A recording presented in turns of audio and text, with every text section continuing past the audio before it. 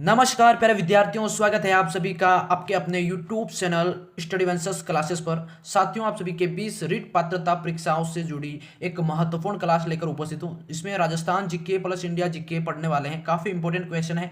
आपके एग्जाम को लेकर काफ़ी कम दिन बचे हैं, 7 से 8 दिन आपके एग्जाम को लेकर बचे हैं। जितने भी दिन बचे हैं उसमें आपको रेगुलर क्लासेस प्रोवाइड करवाई जा रही है।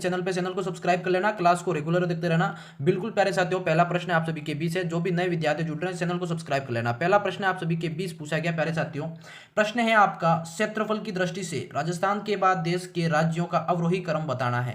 प्यारे साथियों, अवरोही क्रम बताना है। प्रश्न आपका समझ में आया। राजस्थान के बाद देश के राज्यों का अवरोही क्रम, यानी कि जो बड़े राज्य हैं ना राजस्थान के बाद, उनका अवरोही क्रम बताना है। तो बिल्कुल प्यारे साथियों, ऑप्शन आपके सामने है, आपको फटाफट से इनका आंसर देना है। तो आपका इसमें जो अवरोही क्रम है, पहला आता आपका राजस्थान, फिर सेकंड आपका मध्य प्रदेश, और थर्ड आपका महाराष्ट्र, और आपका फोर्थ नंबर पे आता है आंध्र प्रदेश। तो आपका प्यारे साथियों इसमें सी वाला ऑप्शन है, काफी इंपॉर्टेंट राइट हो जाएगा। समझ गए सभी? मध्य प्रदेश, महाराष्ट्र, आंध्र प्रदेश, जो कि अवरोही क्रम में आपके व्यवस्थित हो जाएंगे। अगले प्रश्न की तरफ बढ़ेंगे। क्वेश्चन सेकंड आपका पूछा गया, काफी इंपॉर्टेंट प्रश्न को पढ़िए भाई। देखो, राजस्थान की पाकिस्तान से लगने वाली सीमा की लंबाई के अनुसार जिलों का आरोही क्रम। समझ गए? अवरोही क्रम अलग होता है, आरोही क्रम अलग होता है। तो इस तरह के प्रश्न भी आपको मिल सकते हैं एग्जाम के अंदर डेफिनेटली। प्रश्न साथियों, पाकिस्तान से लगने वाली सीमा की लंबाई के अनुसार जिलों का आरोही क्रम। सेकंड क्वेश्चन का आंसर दीजिए भाई, काफी इंपॉर्टेंट है। पाकिस्तान से लगने वाली सीमा, इससे रिलेटेड आपके जिले, लंबाई के अनुसार जिले पूछा है आपको। प्यारे साथियों, इसका जो आंसर है, देखो सबसे फर्स्ट है आपका बीकानेर, ठीक है, हाईएस्ट सीमा। इसके बाद श्रीगंगानगर, थर्ड आपका बाड़मेर, और फोर्थ आपका हो जाएगा जैसलमेर। यानी कि इसमें आपका जो ए वाला ऑप्शन है कंप्लीट रीराइट हो जाएगा। जो जिलों का क्रम है याद रखिएगा, बीकानेर, श्रीगंगानगर, बाड़मेर, जैसलमेर। समझ गए सभी? अगले प्रश्न की तरफ बढ़ेंगे। प्रश्न आपका थर्ड पूछा गया, काफी इंपॉर्टेंट प्रश्न को पढ़िए साथियों, काफी इंपॉर्टेंट प्रश्न है। राजस्थान एवं मध्य प्रदेश की 20 प्राकृतिक सीमा बनाने वाली नदियां। काफी इंपॉर्टेंट प्रश्न है साथियों।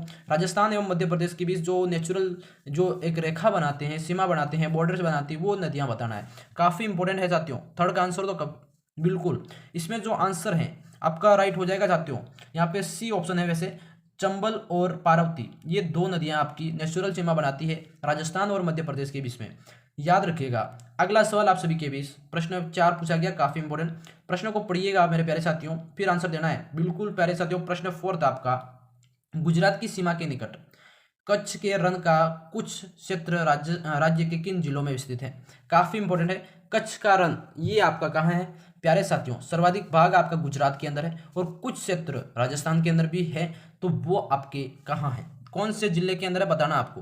बिल्कुल प्यारे साथियों, जालोर और बाड़मेर का जो क्षेत्र है आपके कच्छ के रण का जो एरिया है वहां पे भी विद्यमान है। सी ऑप्शन आपका राइट हो जाएगा। अगले सवाल की तरफ बढ़ते हैं। अगला सवाल आप सभी के बीच काफी इंपॉर्टेंट, राज्य के कुल कितने क्षेत्र में पश्चिमी रेतीला मैदान का विस्तार है? बताइए प्यारे साथियों, पश्चिमा जो रेतीला मैदान है आपका, राज्य के कुल कितने क्षेत्र में, इसका प्रतिशत बताना है वो, या फिर इसका विस्तार बताना है। बिल्कुल प्यारे साथियों, पांचवें का आंसर, इसका आंसर का राइट करना है आपको। काफी इंपॉर्टेंट है, बी राइट हो जाएगा आपका। 1.75 लाख वर्ग किलोमीटर, क्या हो जाएगा? 1.75 लाख वर्ग किलोमीटर, जो कि पश्चिमी रेतीला मैदान का विस्तार है। इंपॉर्टेंट है, याद रखिएगा, पात्रता एग्जाम के अंदर 100% छपने वाले सवाल है।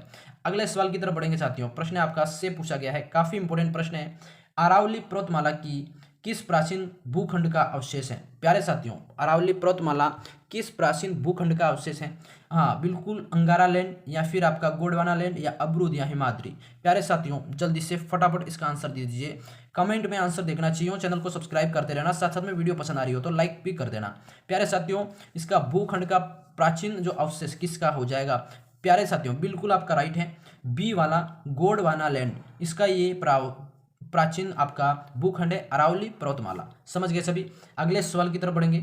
सवाल नंबर आपका 7 पूछा गया, काफी इंपॉर्टेंट सवाल को पढ़िए भाई। सवाल है आपका, राज्य की सर्वोच्च चोटी कौन सी है? गुरु शिखर, 1722 मीटर है, याद रखना 1722 मीटर। बिल्कुल, इसको फीट के अंदर भी पूछ सकता है। और के निकट कौन सा पठार है? अगर देखो सवाल कितना घुमाया है, सर्वोच्च चोटी गुरु शिखर के निकट कौन सा पठार स्थित है? बिल्कुल 7वें का आंसर दीजिए। प्रश्न ऐसा पूछा जाने वाला है आपको, तो राइट हो जाएगा प्यारे साथियों बी वाला, उड़िया का पठार। कौन सा हो जाएगा साथियों? उड़िया का पठार आपका सर्वोच्च पर्वत आपकी गुरु शिखर चोटी है 1722 मीटर जो ऊंची है उसकी, उसके निकट उड़िया पठार आपका विद्यमान है। काफी इंपॉर्टेंट है, याद रखना है। अगला सवाल आप सभी के बीच 8वां, देखो कुंभलगढ़ से गोगुंदा उदयपुर के मध्य विस्तृत भोराट पठार औसत ऊंचाई बताई है, हाइट बतानी है भाई। देखो बेसिकली पूछा क्या जाता है, कुंभलगढ़ और गोमुंदा के बीच का भाग क्या कहलाता है, बोराट का पठार। अब यहाँ पे बोराट का पठार ना पूछते हुए आपको पूछा गया है कि भाई इसकी हाइट बतानी है, क्या बतानी है, हाइट बतानी है आपको। प्यारे साथियों हाइट क्या हो जाएगी, 8वें का आंसर दो। बिल्कुल प्यारे साथियों, इसकी हाइट की बात करें तो 600 मीटर, यानी कि आपका ए वाला ऑप्शन करेक्ट हो जाएगा। समझ गए सभी, ए ऑप्शन लॉक करेंगे प्यारे साथियों।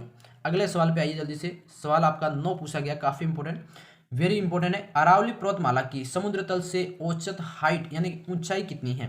काफी इंपोर्टेंट सवाल सेलेक्ट करे हैं मैंने और पूछे जाने वाले हैं। 90 का आंसर दो भाई। बिल्कुल प्यारे साथियों 930 मीटर क्या हो जाएगा, 930 मीटर आपकी समुद्र तल से अरावली पर्वतमाला की औसत ऊंचाई हो जाएगी।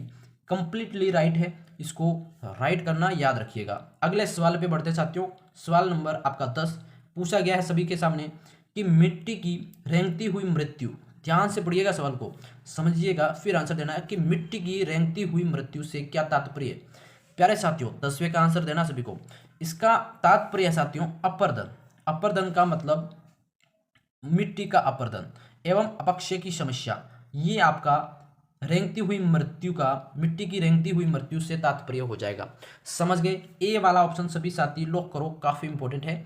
अगले सवाल की तरफ बढ़ देंगे। 11वां सवाल आप सभी के बीच है, पूछा गया प्यारे साथियों, लाल एवं क्या है, लाल एवं पीली मिट्टी राज्य के किन जिलों में पाई जाती है। जल्दी से फटाफट सभी आंसर में बताएंगे। लाल व पीली मिट्टी राजस्थान के कौन से जिलों में पाई जाती है भाई। 11वें का आंसर लो जल्दी से, इसका राइट हो जाएगा आपका ए वाला, सवाई माधोपुर, भीलवाड़ा, अजमेर। काफी इंपॉर्टेंट प्रश्न है, देखो आपको सोइल मृदा से रिलेटेड सवाल पूछे जाएंगे। बिल्कुल सवाई माधोपुर, भीलवाड़ा, अजमेर के अंदर आपकी लाल मिट्टी एंड पीली मिट्टी पाई जाती है, याद रखिएगा। अगले सवाल पे आते हैं। सवाल नंबर आपका 12वां।